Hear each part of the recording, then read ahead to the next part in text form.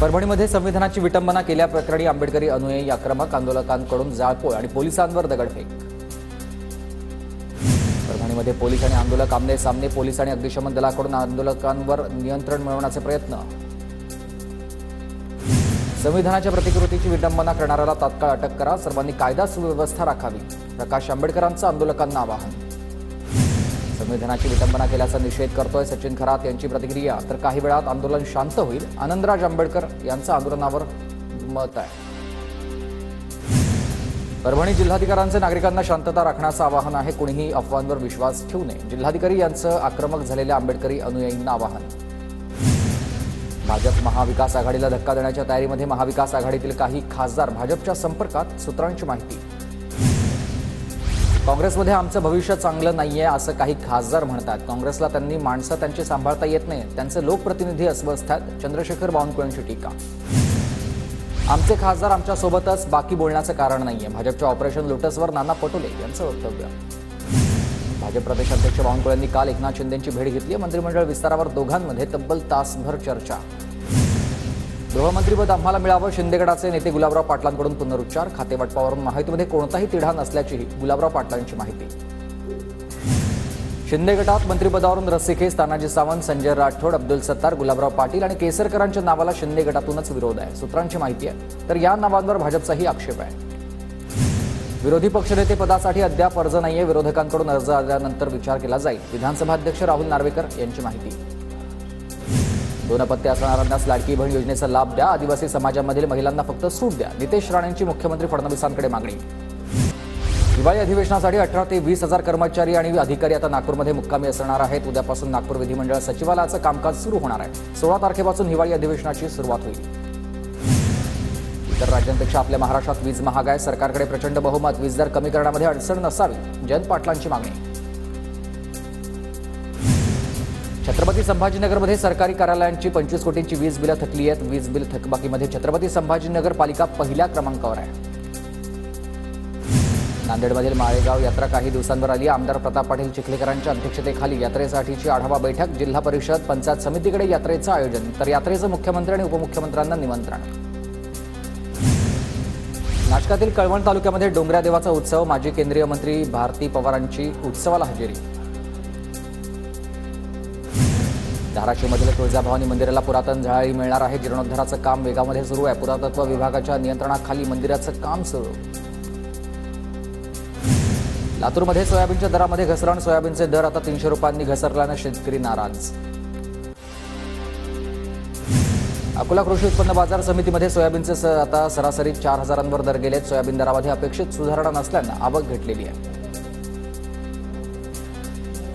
सांगलीच्या वारणा पट्ट्यामध्ये हवामान बदलामुळेच भाजीपाला पिकांवर रोगाचा प्रादुर्भाव, शेतकऱ्यांकडून ड्रोनद्वारे पिकावर फवारणी। नांदेडच्या अर्धापूर तालुक्यात शेतकऱ्यांनी काश्मीरी बोराची लागवड केलेली आहे। 4 एकरमध्ये काश्मीरी बोरांच्या लागवडीमधून लाखो रुपयांचं उत्पन्न। भंडारामध्ये भाजीपाल्याचे दर घसरलेले आहेत, बाजारात भाजीपाल्यांची मोठ्या प्रमाणात आवक वाढल्यानं शेतकऱ्यांना कमी दरानं करावी लागते विक्री। सांगलीच्या आटपाडी आणि कवठे महाकाळ तालुक्यामध्ये डाळिंबाच्या दरामध्ये उसळी, तर आवक कमी असल्यानं डाळिंबाला प्रति किलो 150 रुपयांचा दर। नाशिकच्या इगतपुरी तालुका कृषी उत्पन्न विभागातर्फे पेरणीपूर्व बीज प्रक्रिया मोहीम राबवण्यात आली आहे। तालुक्यात आतापर्यंत 336 हेक्टर क्षेत्रावर पेरणी पूर्ण झाली आहे। सांगलीच्या शिरोळा तालुक्यामधील हत्तेगाव वाकुर्डे या बुद्रुक सिंचन तलावाचं काम शेतकऱ्यांनी बंद पाडलेलं आहे। आजच्या दरानंच मोबदला आणि भूसंपादन दाखले द्या, शेतकऱ्यांची मागणी।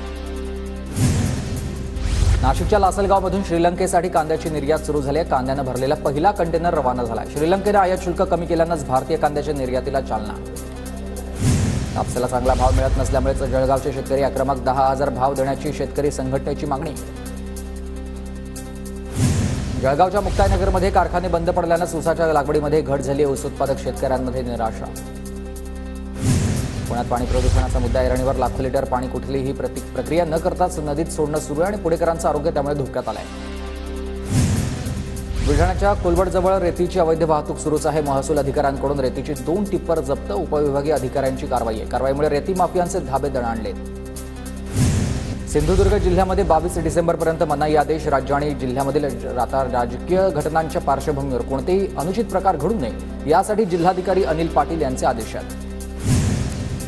लातूर महानगरपालिका अत्याधुनिक सभागृह उभारणार आहे. पालिकेकडून 5 कोटींच्या निधीला मंजुरी. मनपाच्या आवारातच हे सभागृह उभारण्यात येईल. नांदेडच्या जळगावमध्ये अवैध मुरुम उत्खनन करणाऱ्यांवर तहसीलदारांची कारवाई. अवैध मुरुम उत्खनन करणारे 2 ट्रॅक्टर पकडले. छत्रपती संभाजीनगरमध्ये महानगरपालिकेची अतिक्रमण विरोधामध्ये कडक कारवाई. पालिकेनं आता महानुभव चौकामधील 18 अतिक्रमण काढलेली आहेत. 2 हुक्का पार्लरसह हॉटेल, गॅरेज जमीनदोस्त. वसई विरार महापालिकेच्या पाईपलाईनच्या खोदकामामुळे चंदनसार परिसरात वाहतूक कोंडीचा त्रास. खोदकामापूर्वी वाहतुकीचं योग्य नियोजन न झाल्यानं वाहनधारकांना करावा लागतोय वाहतूक कोंडीचा सामना. इगतपुरीमधील वरळी जवळ 4 चाकीला अज्ञात वाहनाची धडक लागली आहे. कारमधील महिला गंभीर जखमी तर 1 जण किरकोळ जखमी. जखमीवर जिल्हा रुग्णालयात उपचार सुरू झालेत. अमरावतीच्या बडनेरा रेल्वे स्टेशन परिसरात एका व्यापाऱ्याला अज्ञातांनी लुटलेला आहे. सोन्याची चेन आणि सोन्याचा कळा चोरट्यांनी लंपास केल्याची माहिती आहे. बडनेरा पोलिसात तक्रार दाखल. नागपुरात झूम ॲपवरून कार भाड्यानं घेत परस्पर दुसऱ्याला चालवण्यास देत कारची विक्री. सोनेगाव पोलिसांकडून 4 आरोपींना अटक.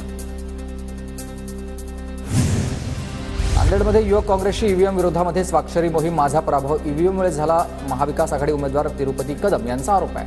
आगामी निवडणुका बॅलेट पेपरवर घेण्याची काँग्रेसची मागणी आहे. वर्ध्याच्या कारंजामधील मोटर हिरजीत वाघच्या हल्ल्यामध्ये गुराख्याचा मृत्यू झालेला आहे. मृतकाच्या नातेवाईकांना प्रशासनाकडून 5 लाखांची मदत देण्यात आली आहे. आमदार सुमित वानखेडेंच्या हस्ते धनादेश प्रदान. बुलढाण्याच्या जामोदमधील जिल्हा परिषद शाळेच्या इमारतीला आग. शाळेतील 2 खोल्या जळल्याची माहिती आहे. आगीचं कारण अद्याप अस्पष्ट आहे. आगीमुळे शाळेचं मोठं नुकसान झालं आर्थिक.